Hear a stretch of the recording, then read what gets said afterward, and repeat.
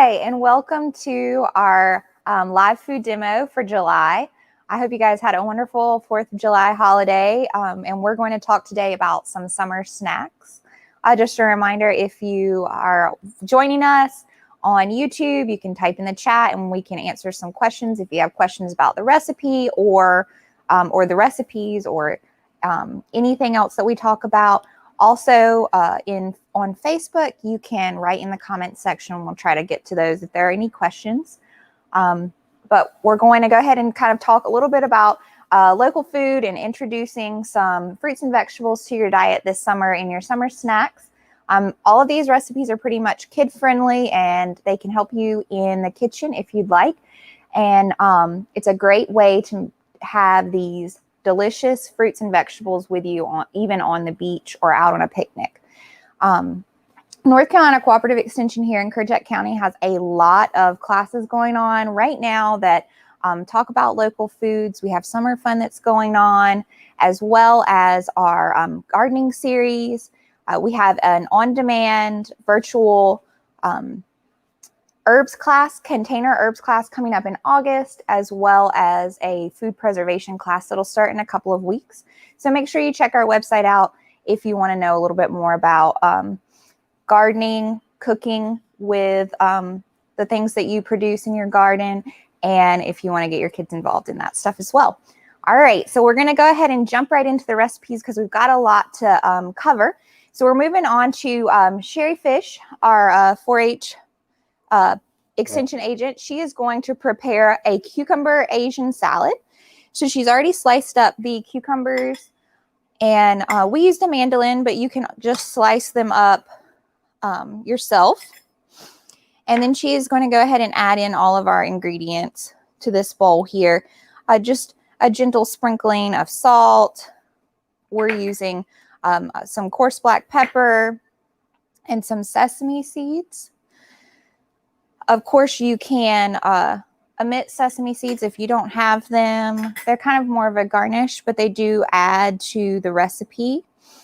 And then as far as oil goes, we have sesame oil. If you don't have sesame oil, you can utilize a olive oil or a vegetable oil if you would like.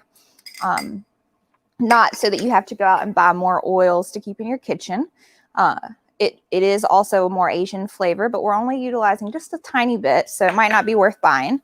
And then we have rice wine vinegar. You can substitute white vinegar for this. However, the rice wine vinegar does help with that Asian flavoring. So this salad the cucumbers are going to be tossed in this brine that we have created, and they will need to sit for a little while. Some alternatives to this recipe that I've done before is you can sweat your cucumbers a little bit, especially if you're growing your own cucumbers, or if your cucumbers are maybe set for too long. To pull out some of the water, you can put them in some salt and let them sit and then rinse them, and then move on to your salad. And we will just put a lid on this, put it in the refrigerator, and let it sit for about an hour before we prepare it, or before we take it with us. And you can eat the cucumbers straight. You can use them as a side dish. But this is great snack for the beach. It's nice, crisp, refreshing, and a little bit cooling when you're out in the heat. All right, so our second recipe is a fresh Pico De Gallo. So the great thing about July is that so many things are in season. So in your garden, you might have tomatoes coming off, you might have bell peppers coming off, or even jalapenos. So if you'd like, you can put all of these ingredients together in my favorite recipe, which is a fresh Pico De Gallo.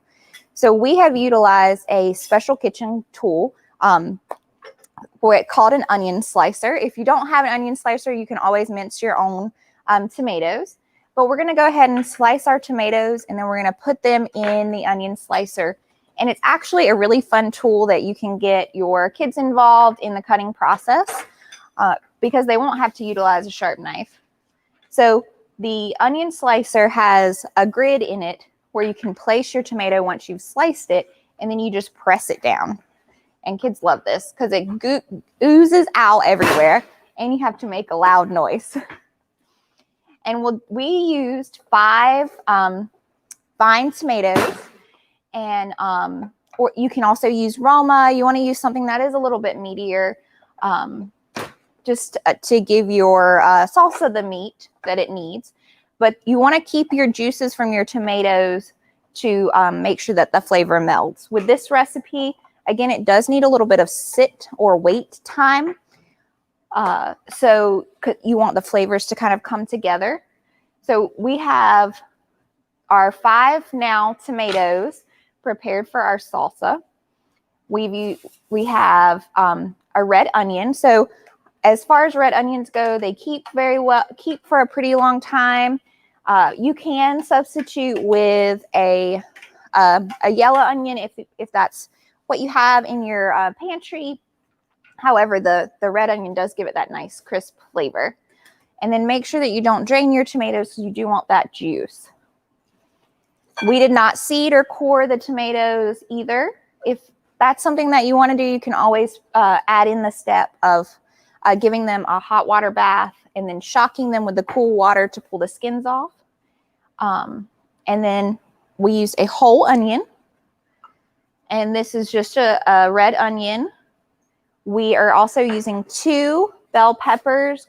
You can use green. I like to use green for color, but of course you could use yellow or red as well, whatever you have on hand or whatever you're growing. And you'll want some sort of heat. We have a serrano here. You could use a jalapeno, whatever gives your whatever you have in your garden, whatever you need for your heat level. And then as far as seasoning goes, we've got cilantro that we have minced. The cilantro gives it this wonderful, crisp, clean flavor. So if you don't like cilantro, you can always substitute with a little bit more lime juice and salt. That's something that most people told me helps. Then we have garlic here. We pre-minced all of this as well. This is, I think, 1 clove of garlic, and then we have some salt and lime juice. Sometimes I will put sugar in this recipe as well, especially if your tomatoes don't have as much flavor earlier on in the season.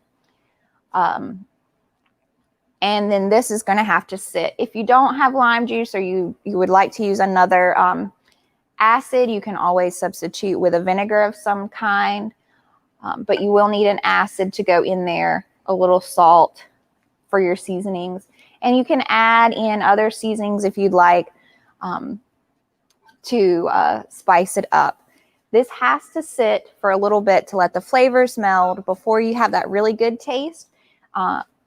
We have the ratio for this recipe linked in the description if you would like to try it at home. So our final recipe, which is one of my favorites, and it's a great recipe for kids, is a watermelon pizza. And if you've ever had maybe like a sugar cookie fruit pizza, this is very similar, but we've made it a little bit healthier, and we have utilized some fresh produce. So of course, after the 4th of July, watermelons are ripe for the picking and ready to eat. And Sherry is going to show us how to use watermelon as our crust for our watermelon pizza. So we sliced the watermelon, and we are putting on top of it, kind of as our sauce, a Greek yogurt. This is vanilla. Now, of course, you can use the flavor that you like. I like vanilla the best. And so that's kind of our base. You'll take the back of the spoon and kind of put it around your watermelon. You'll notice we left the rind on. You'll slice this into triangles using the rind as your pizza crust. And then you just utilize your family's favorite fruits. We have strawberries, blackberries, blueberries today. And then for a little bit of crunch, in addition to the watermelon, we have added some flaky coconut and some toasted almonds. This is where kids will really enjoy putting their toppings on their pizza because they can make fun designs. Most of the produce here we've cut except for the blueberries. And of course you can add your favorite ingredients and change it up. Oranges or a mango or something else kind of soft other than the berries would be a great addition. We're just going with the kind of red, white, and blue theme here for the 4th of July. And again, this is just like the sugar cookie kind, but we've made it just a little bit healthier, replacing the crust with the watermelon. And then instead of using a cream cheese, we have the Greek yogurt. So very similar, but just a little bit healthier. This is a great dish for on the beach, at a picnic, and it really does it is really eye-catching. So it's a great thing to bring when you go somewhere, especially when you're coming to those potlucks that we get to have again this year. So as Sherry's finishing us up here, I'll go ahead and kind of wrap up our presentation. I wanted to just remind you guys that local produce is a great way to supplement your diet when you're talking fruits and vegetables. You can check out your local markets, your local farmers, and a reminder that fresh produce in the summertime or in season is going to be cheaper, so you can cut your costs there. We really want to encourage you to go ahead and think about how you can add this produce to your diet, and maybe even think about ways you can grow your own.